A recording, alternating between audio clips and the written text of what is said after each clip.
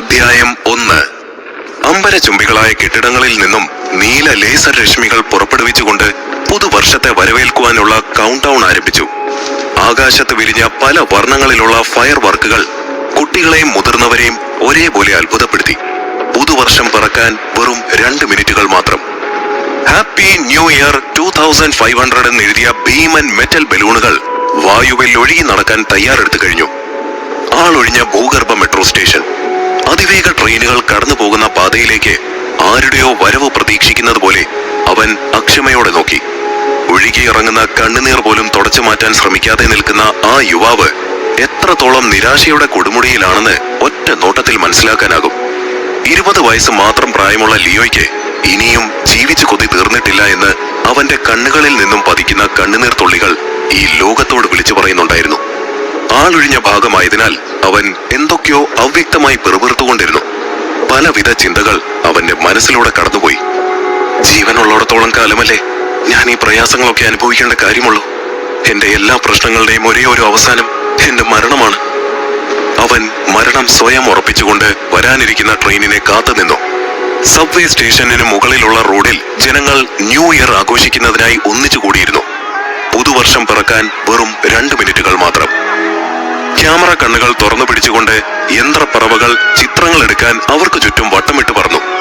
അവിടെ കൂടിയിരുന്ന ജനക്കൂട്ടത്തെ രസിപ്പിക്കുന്നതിനായി റോബോട്ടുകൾ നൃത്തം ചെയ്യുകയും പാട്ടുകൾ പാടുകയും ചെയ്തു. പല വർണ്ണങ്ങളിലുള്ള ഡിജിറ്റൽ സ്ക്രീനുകളാലും വർണ്ണ വിളക്കുകളാലും സിറ്റി മുഴുവൻ അലങ്കരിക്കപ്പെട്ടിരിക്കുന്നു. എന്നാൽ ആ ജനക്കൂട്ടത്തിന്റെ ഉച്ചത്തിലുള്ള ശബ്ദങ്ങളൊന്നും ലിയോ കേൾക്കുന്നുണ്ടായിരുന്നില്ല.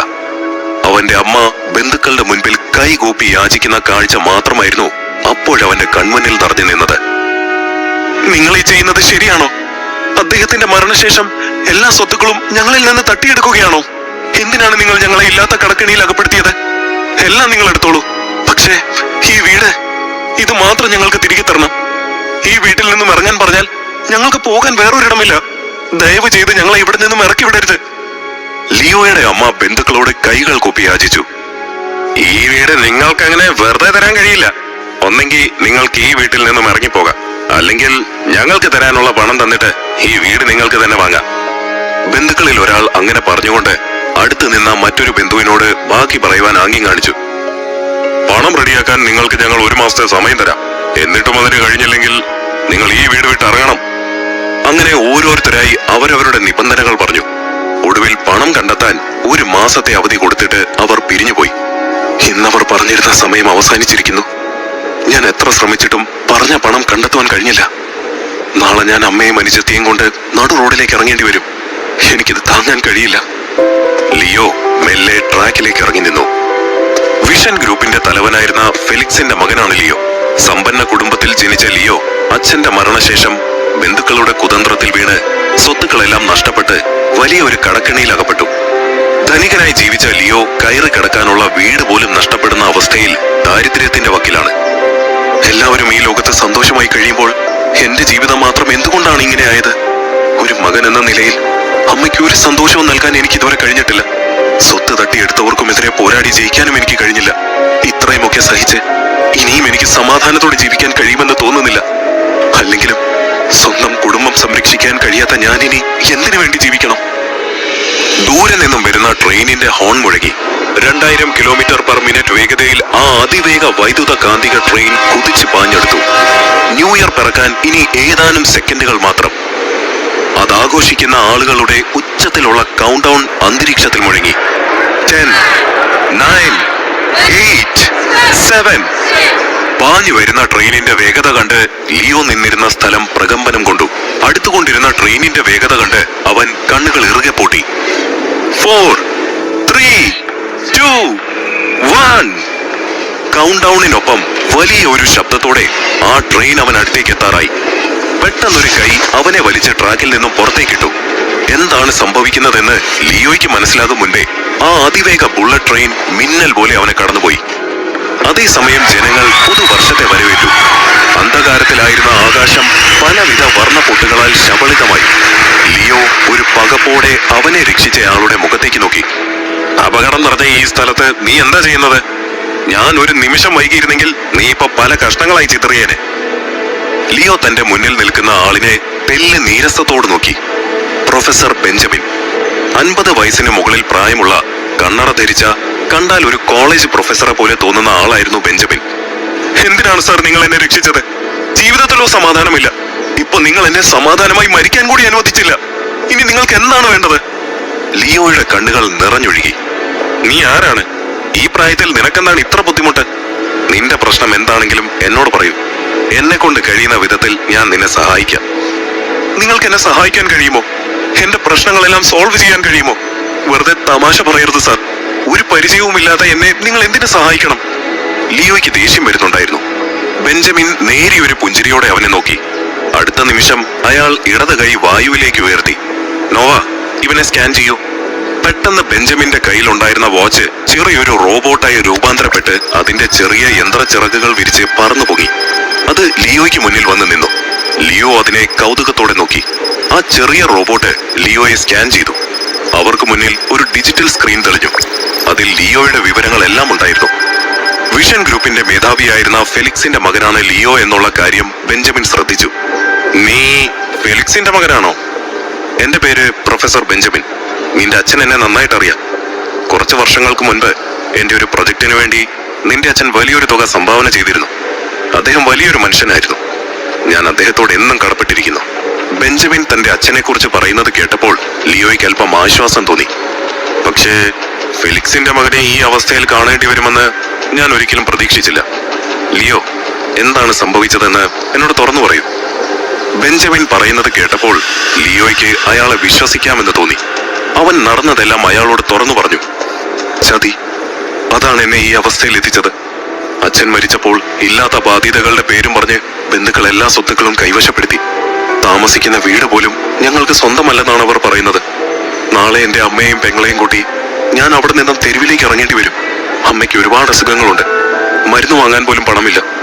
അവർക്ക് ഒരു നേരത്തെ ഭക്ഷണം കൊടുക്കാൻ പോലും എന്നെ കൊണ്ട് കഴിയുന്നില്ല. എന്റെ ജീവിതം കൊണ്ട് ഒരു പ്രയോജനവുമില്ല സാർ. അതുകൊണ്ടാണ് ഞാൻ മരിക്കാൻ തീരുമാനിച്ചത്. അവന്റെ കണ്ണുകളിൽ നിരാശ തെളിഞ്ഞു നിന്നിരുന്നു. ലിയോ പറഞ്ഞത് കേട്ട് ബെഞ്ചമിന് ദേഷ്യം വന്നു. ശാസ്ത്രവും സാങ്കേതിക വിദ്യയും എത്രമാത്രം വളർന്ന് മനുഷ്യന്റെ ജീവിത സാഹചര്യം മെച്ചപ്പെടുത്തിയാലും അവൻ അപ്പോഴും അവന്റെ വികാരങ്ങൾക്ക് അടിമപ്പെട്ടവനായിരിക്കും. ബെഞ്ചമിൻ പുച്ഛത്തോടെ ചിരിച്ചു. അപ്പോൾ പണമാണ് നിന്റെ പ്രശ്നം അല്ലേ? അതെ. ലിയോ തലയാട്ടി. ബെഞ്ചമിൻ പാൻസിന്റെ പോക്കറ്റിൽ നിന്നും ഒരു ക്രെഡിറ്റ് കാർഡ് എടുത്ത് അവന് നേർക്ക് നീട്ടി. ഇതെന്റെ ബാങ്കിന്റെ ക്രെഡിറ്റ് കാർഡാണ്. ആജീവനാന്ത ആക്സസ് ചെയ്യാവുന്നത്.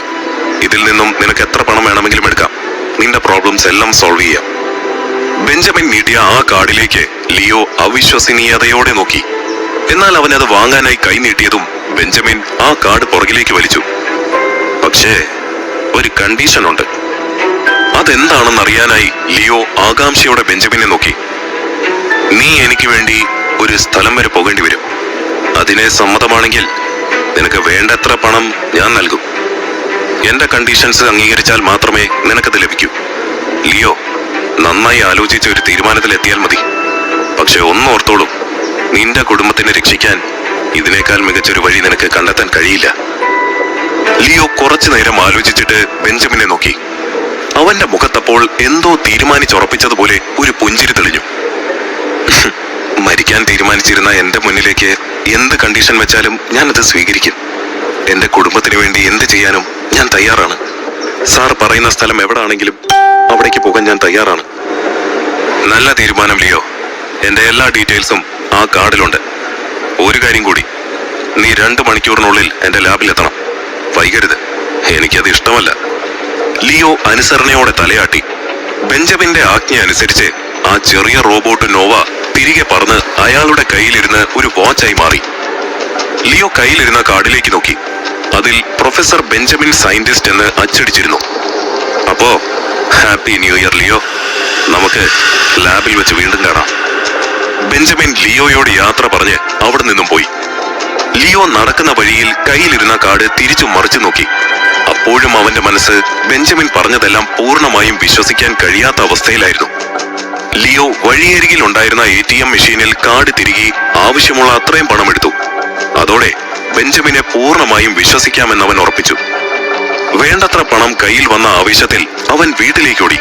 അവൻ വീട്ടിലെത്തിയപ്പോൾ അവന്റെ ഇളയ സഹോദരി മുറ്റത്തിരുന്ന് പൊട്ടിയ കളിപ്പാട്ടങ്ങൾ ഉപയോഗിച്ച് കളിക്കുകയായിരുന്നു. അവൾക്കൊരു നിറഞ്ഞ പുഞ്ചിരി സമ്മാനിച്ചിട്ട് അവൻ അടുക്കളയിലേക്കെത്തി. അവിടെ ജോലി ചെയ്തുകൊണ്ടിരുന്ന അമ്മയെ ഹാളിലേക്ക് കൂട്ടിക്കൊണ്ടുവന്ന് അവൻ കയ്യിലെ പണം കാണിച്ചു. നിനക്ക് എവിടുന്നാ ലിയോ ഇത്രയും പണം? അതമ്മേ, ഞാനിന്ന് അച്ഛന്റെ ഒരു കൂട്ടുകാരനെ കണ്ടു.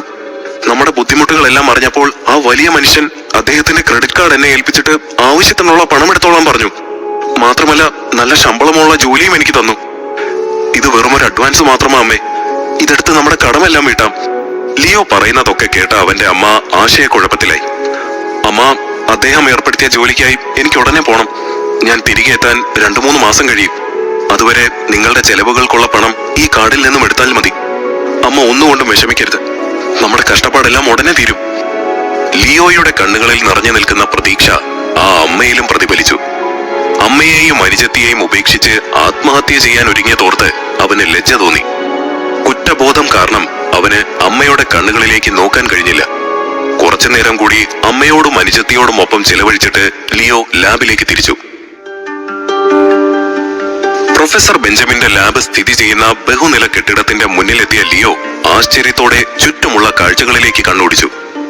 അവനെ വരവേൽക്കാനായി മുന്നിലെ ഓട്ടോമാറ്റിക് ഗ്ലാസ് ഡോറുകൾ ഇരുവശത്തേക്കും അകന്നു മാറി. അവൻ അകത്തേക്ക് കടന്നു. റിസപ്ഷനിൽ നിന്നിരുന്ന ജീന എന്ന ഹ്യൂമനോയിഡ് റോബോട്ട് അവനെ സ്വീകരിച്ചു.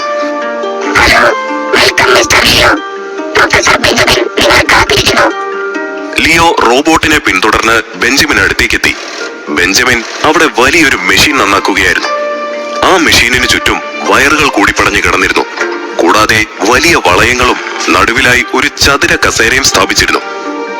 വരൂ ലിയോ, ഞാൻ നിനക്ക് പോകാനുള്ള വാഹനം തയ്യാറാക്കി നിന്നെ കാത്തിരിക്കുകയായിരുന്നു. ലിയോയെ കണ്ട ബെഞ്ചമിൻ ആഹ്ലാദത്തോടെ അവനെ ആ മെഷീനിനടുത്തേക്ക് ക്ഷണിച്ചു. ഞാൻ എവിടേക്കാണ് പോകേണ്ടതെന്ന് പ്രൊഫസർ ഇതുവരെ പറഞ്ഞില്ലല്ലോ? ലിയോ ആകാംക്ഷയോടെ ബെഞ്ചമിനോട് ചോദിച്ചു. ബെഞ്ചമിൻ മുന്നിലുണ്ടായിരുന്ന അത്യാധുനിക കമ്പ്യൂട്ടറിലെ ഒരു ബട്ടൺ പ്രസ് ചെയ്തു. അവർക്ക് മുന്നിൽ വലിയൊരു ഹോളോഗ്രാഫിക് സ്ക്രീൻ തുറന്നു വന്നു. അതിൽ ഭൂമിയെ പോലെ മനുഷ്യർ ജീവിക്കുന്ന അനേകം ഗ്രഹങ്ങളുണ്ടായിരുന്നു. ലിയോ അത്ഭുതത്തോടെ അതിലെ കാഴ്ചകൾ നോക്കി. ബെഞ്ചമിൻ അതിൽ ഭൂമിയെ പോലെ തോന്നിക്കുന്ന ഒരു ഗ്രഹത്തിന്റെ ഇമേജ് വലുതാക്കി ലിയോയെ കാണിച്ചു. ഇതാണ് പ്ലാനറ്റ് സൈഫർ.